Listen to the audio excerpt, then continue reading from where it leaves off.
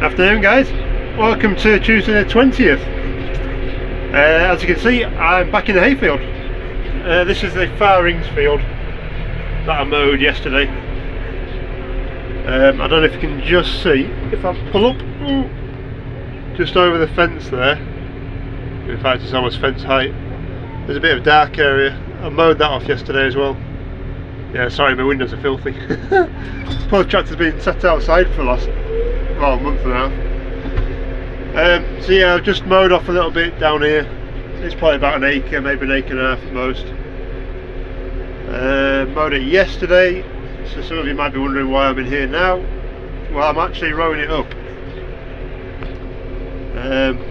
No, I've not gone completely mad, not yet anyway. There was a forecast for tomorrow to be raining, but that seems to have, well, reduced now. It seems to be down to 50% chance of moisture. Well, how this year's gone, that could be pretty much anything from torrential rain to bright sunshine. But basically all I'm trying to do is just narrow up these swaths. The ground down here is really wet still.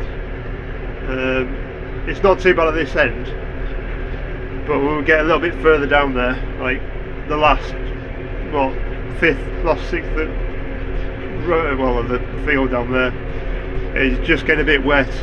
So if I pull these swaths in a bit, these rows in, it'll just allow the wind to get in between and dry this ground out a little bit. It has reduced from yesterday. The quantity of water in the ground has reduced just from mowing it.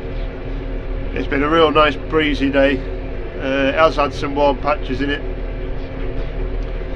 so the top has actually gone quite crispy already.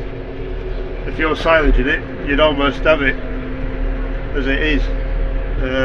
As you can see, I missed that bit out yesterday because there is stood water just about there. There's a bit of a hollow in the ground, so that is wet.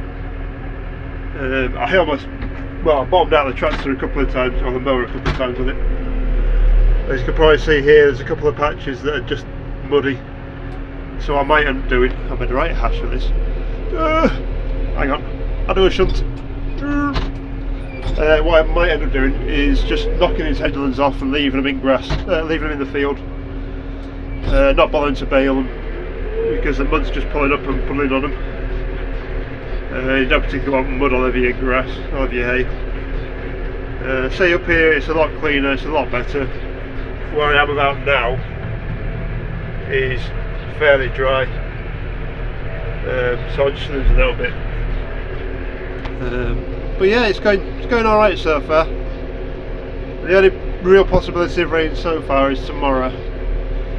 After that, we're looking kind of 21s, 2s. And a couple of 23s, I think, hopefully. If that comes about, then we'll be doing alright, I think. In fact, while we're here, let's have a quick gander at grass.